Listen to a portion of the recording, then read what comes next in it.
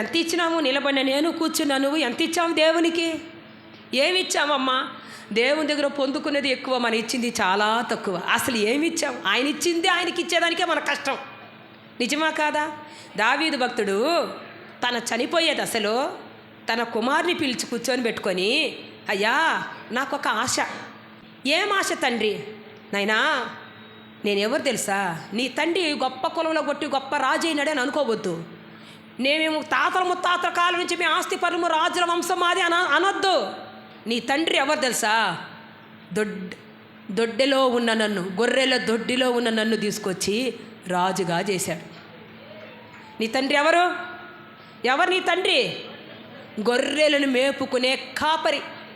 చిన్న మంద, అబ్బా 3000 గొర్రెలు, 10,000 గొర్రెలు, దానికి పెద్ద మందకునే కాపరిని కూడా కాదు. మా నాన్న నాకు ఇచ్చింది చిన్న మంద. ఆ చిన్న మందకు నేను కాపరిని. కానీ ఆ చిన్న మందకు చిన్న కాపరినైన నన్ను నా దేవుడు విడిచిపెట్టలేదు. ఏకంగా తీసుకొచ్చి నన్ను ఎక్కడ పెట్టాడు? సింహాసనం మీద కూర్చొని పెట్టాడు. కాబట్టి ఈరోజు మీరు రాజు బిడ్డలుగా మీరు బ్రతుకుతున్నారు. గొప్ప ఆస్థానంలో, గొప్ప భవనంలో ఆస్తులు అంతస్తులతో తులతూగుతున్నారు. దీనికి కారణం ఎవరు తెలుసా? నా తండ్రి. ఎవరు? నా తండ్రి.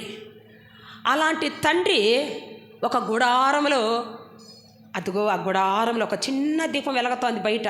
కానీ నేనైతే ఎక్కడున్నాను? అంతఃపురంలో ఉన్నా.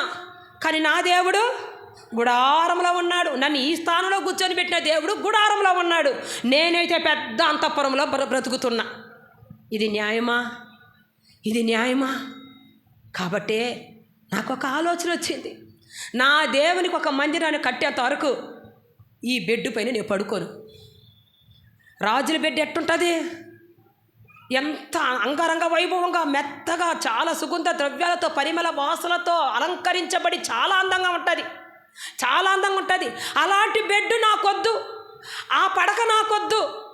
నా దేవునికి ఒక మందిరం కట్టేంత వరకు నేను ఆ పడక మీద ఎక్కను. నేను ఒక నిర్ణయం తీసుకున్నా, నా దేవునికి ఒక మందిరం కట్టాలని.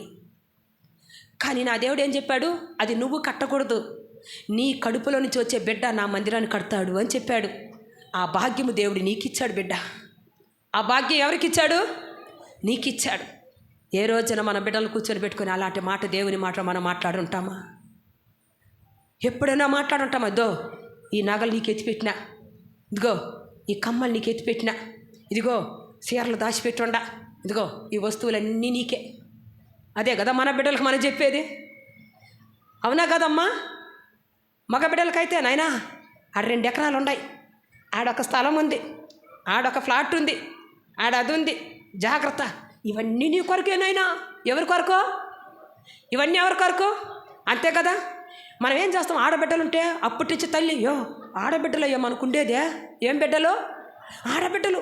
గొలుసు ఎత్తిపెట్టు, కమ్మలు ఎత్తిపెట్టు, దాన్ని ఎత్తిపెట్టు, దీన్ని ఎత్తిపెట్టు, అక్కడ చేర్చిపెట్టు, ఇక్కడ చేర్చిపెట్టు.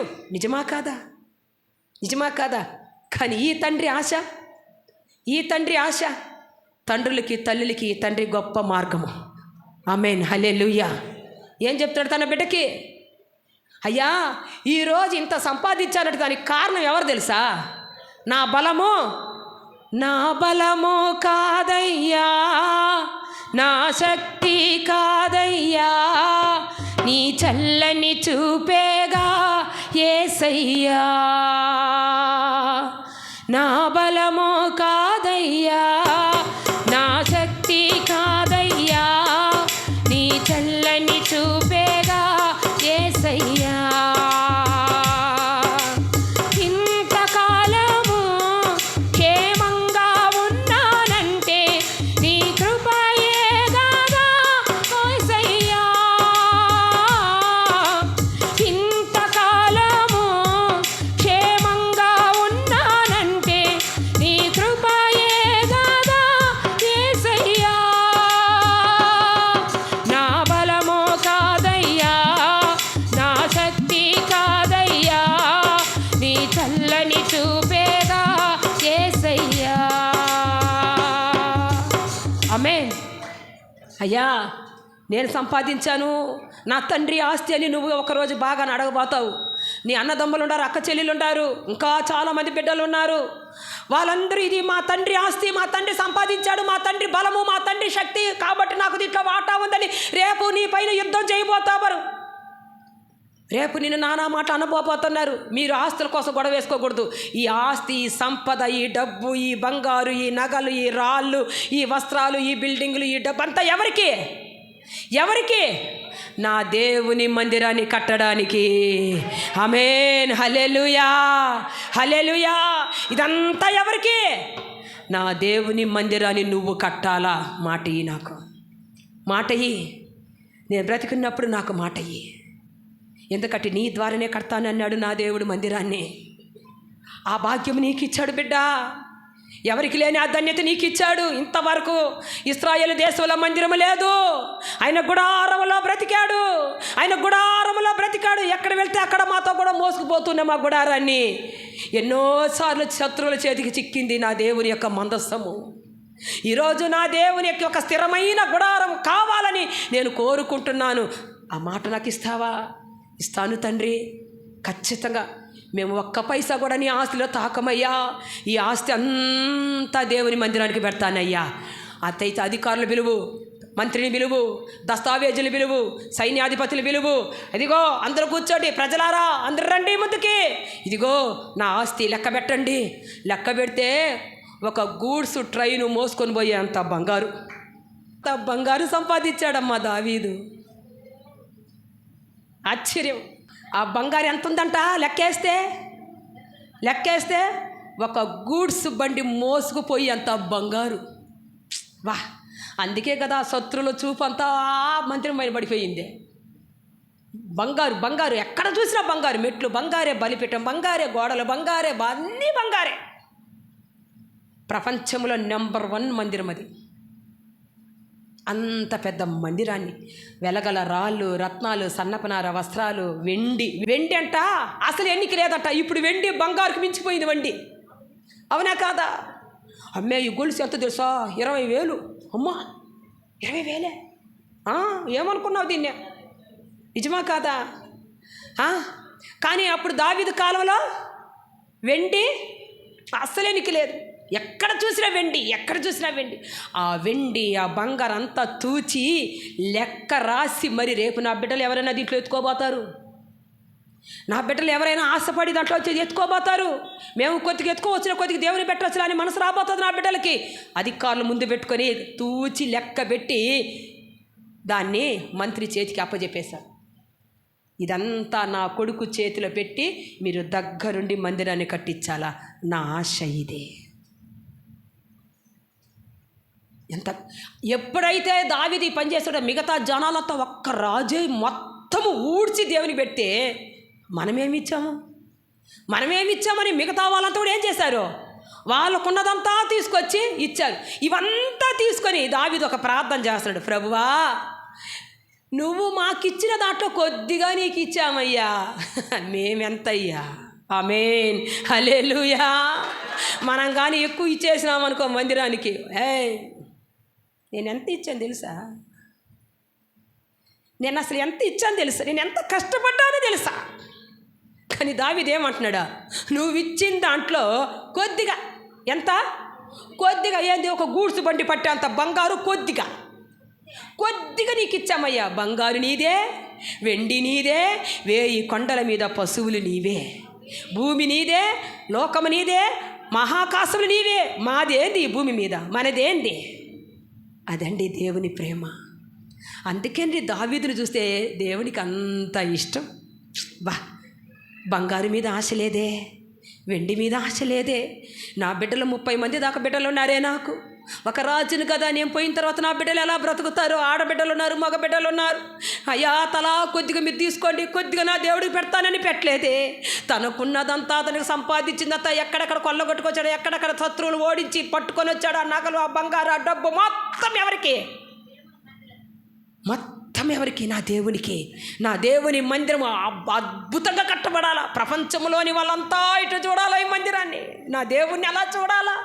మనమేమో మన దేవుడు మనల్ని ఇలా చూడాలని ఆయన అనుకుంటే, దావీదు నా దేవుని అందరూ ఇలా చూడాలా. దావీదుకున్న ఆశ. మనమేమనుకుంటాం, ఈ లోకంలో ఉన్న వాళ్ళకంటే నేను బాగుండాలి, అందరూ నన్ను చూడాలా అని మనం అనుకుంటాము.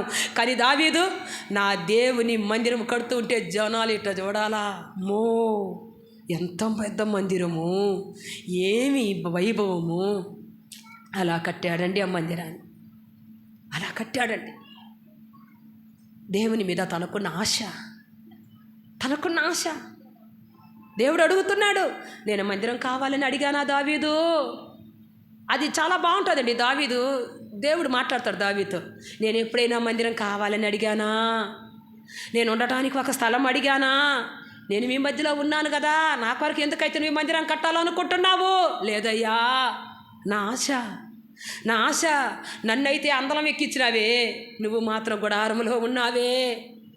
నీవు అక్కడ ఉన్నావే, నా వల్ల నాకు నిద్ర పట్టడం లేదయ్యా, నాకు నిద్ర పట్టడం లేదు. దేవుని మీద అందరికున్న ఆశ. ఆ ఆశను బట్టి దేవుడు ఏం చేశాడు? నీ ఇష్టం దావీదు, నీకు ఎట్టంతా నా మీద ఆశ ఉంటుంది అట్టంతా మందిరం కట్టేసుకొని వేసినాడు అంతే.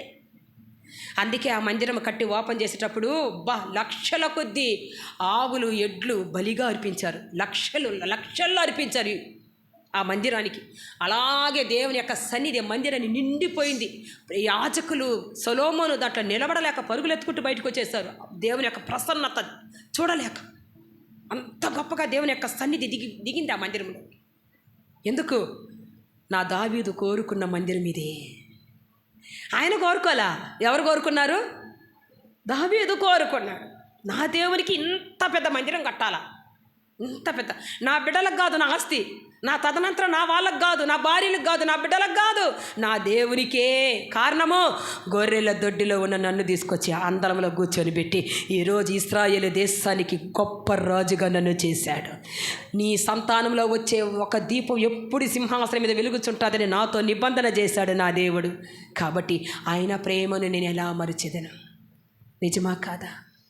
ఈరోజు ఎక్కడో నలిగిపోయి నశించి కృషించిపోయే మన జీవితాలను లోకం నుంచి వేరు చేసి తన బిడ్డలుగా తన సొత్తుగా మనం చేసుకొని ఆయన మందిరంలో, ఆయన రక్తం ఇచ్చి కొన్న మందిరంలో మనం కూర్చొని పెడితే ఆ మందిరం మీద ఆశ మనకుందా?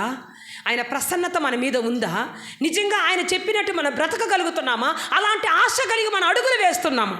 దావీదుకి ఎంత ఆశ. నాలాంటి మనిషే కదా దావీదు, నాలాంటి మనస్తత్వమే కదా దావీదుకి. కానీ అతనికి ఇచ్చే మనసు ఎలా వచ్చింది దేవునికి? నాకెందుకు రానంటది ఆ మనసు. నిజంగా అండి, దావీదు మనకంతా ఒక గొప్ప మార్గదర్శి అండి.